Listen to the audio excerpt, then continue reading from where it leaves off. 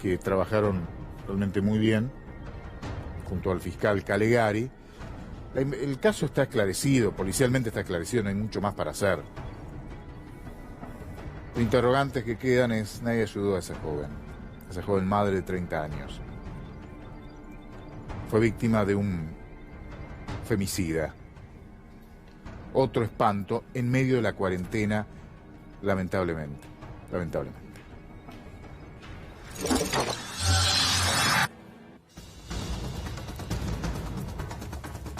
Estamos viendo a Cristina Iglesias, una señora de 40 años, y su nenita de 7, Ada.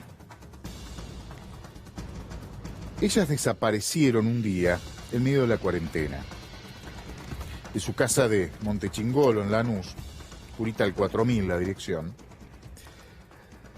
y lo descubre la hija mayor de Cristina.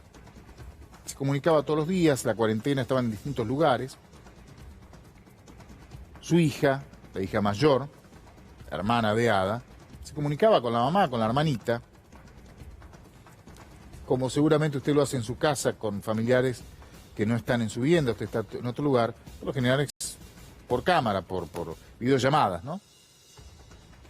En un momento empezó a responder con mensajes, una vez más con mensajes, con evasivas, mensajes escritos, mal escritos, y eso le llamó la atención a la hija, que fue a la casa que compartía con un hombre, un tal Abel Romero, que hacía tareas en el lugar, hacía algunos trabajos, no se había quedado, que es este hombre que estamos viendo. Este tipo los recibe, se los cruza, no, se fue, no está más.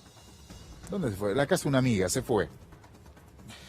Se hace la denuncia, Jorge Grieco es el fiscal que interviene en la causa, el doctor Mariano Lizardo es particular damnificado, representa a la familia de la víctima, y hacen un primer allanamiento, una inspección en la vivienda, y encuentran la cama mojada, la cama de ella.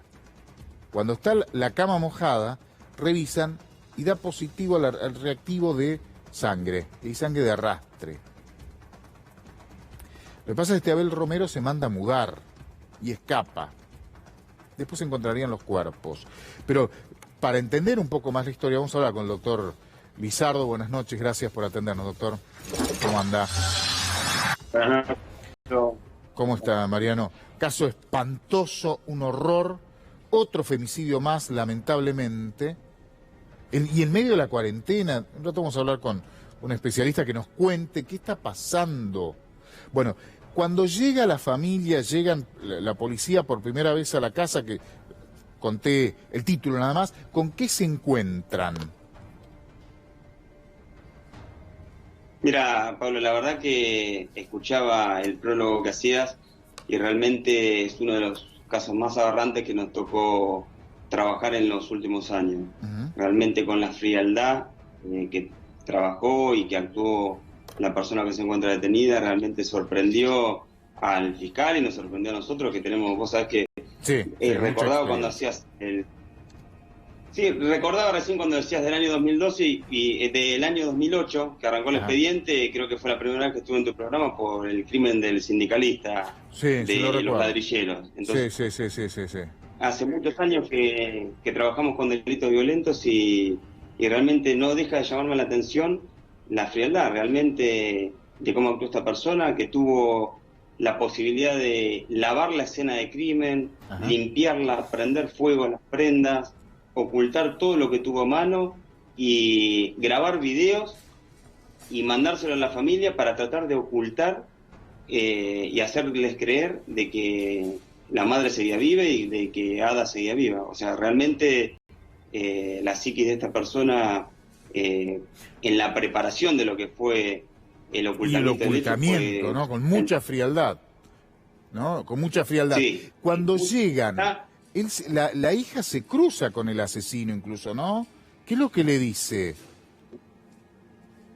Se cruza con el asesino y le dice que la madre había salido, que no había regresado a la casa y que él, que se quede tranquila, que seguramente iba a estar volviendo y que, bueno, cualquier novedad, él iba a estar comunicando. Después pudimos lograr, a través del secuestro del teléfono celular de quien en vida fue a Cristina, de que estos mensajes, haciéndole creer a Dolores como que Cristina estaba viva, eran enviados por esta persona y, bueno, fue reconocido por el Romero durante la declaración indagatoria.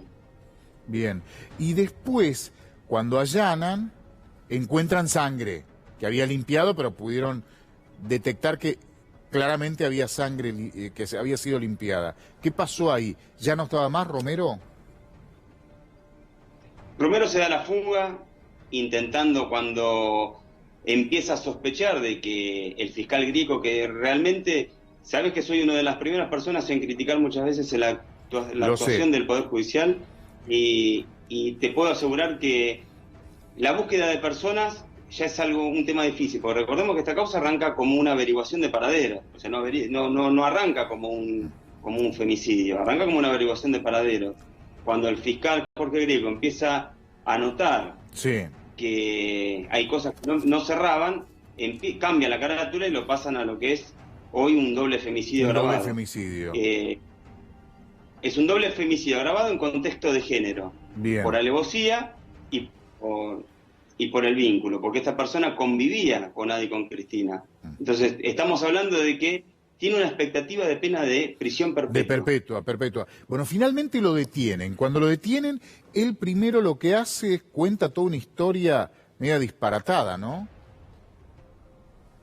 En realidad hace una declaración espontánea que sabemos que en términos procesales no puede ser utilizada, pero le hace una declaración espontánea intentando beneficiarse de su situación procesal al personal policial, donde le manifiesta que él tuvo que entraron varias personas al lugar del hecho, que quisieron robarle, que él intentó defenderse y fue superado numéricamente, y que cambió su vida o mantener su vida por limpiar la escena del hecho, la escena del crimen. Bien. Realmente una versión inverosímil que el fiscal y no le creyó absolutamente nada. Después, ¿cómo encontraron el cuerpo y dónde, doctor Lizardo? Se empiezan a hacer un montón de trabajos que se hacen con perros, y quizás es bueno transmitírselo al oyente que está mirando el programa. Nosotros tenemos la experiencia y sabemos, pero hay distintos tipos de canes. Hay canes que buscan pistas de personas vivas y hay canes que buscan restos humanos. Nos pasó con este mismo can, que es, para que la gente lo sepa, es un Weimaraner, que no es de policía, sino que es un can de bomberos de Escobar, que yo ya había trabajado en otro caso, cuando desaparecieron, se cayó una avioneta en el Delta y habían desaparecido los 3 tripulantes. Bueno, este mismo can fue el que encontró los cuerpos de esas 3 personas. Bruno, ¿no? Bruno. Con los rastros que seguían los canes que siguen pistas vivas, desconcertaban a la investigación hasta que este can Bruno indicó sin ningún lugar de tipo de duda que en el fondo de la vivienda, en un lugar donde en algún momento existió una especie de pozo ciego, ahí estaban los cuerpos, marcó que habría restos humanos. Se procedió a través de policía científica y de expertos a la excavación y a la exhumación, estando nosotros presentes, estando toda la fiscalía presente.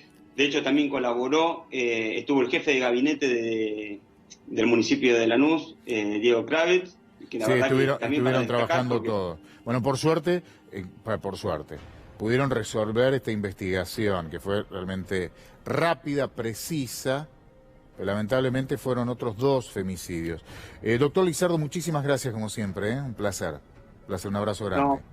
Muy buen trabajo, muy buen trabajo. Gracias. Finalmente el asesino confesó, después, ante la evidencia y delante del fiscal, contó lo siguiente: tomamos ribotril y fumamos marihuana. Todo esto es la justificación, esto que tomamos, por haber tomado él, siempre ponen en igualdad de condiciones a la víctima. Esto no debería aclararlo, pero lo digo para que quede claro, ¿no? Lo subrayo. A Cristina la maté porque empezamos a discutir, porque yo no quería tener relaciones. ¿Se da cuenta? La culpa es de ella, la maté porque es culpa de ella. Este es el argumento de un femicida. A la nena la maté y porque se despertó. Las maté con la cuchilla de la casa, actué solo y yo las enterré. Lo único cierto es lo último, ¿no? La maté porque se despertó, la maté con la cuchilla de la casa, actué solo y las enterré. Después todo lo demás son los argumentos para justificarse, no defenderse, justificarse por qué lo hizo. No tienen explicación. ¿Por qué un femicida no tiene explicación? Porque es una basura de tipo, nada más. Solamente por eso, no tiene un porqué. Muchas veces uno se queda preguntando, ¿y por qué ahora sí? Porque es una basura de tipo. Ni más ni menos.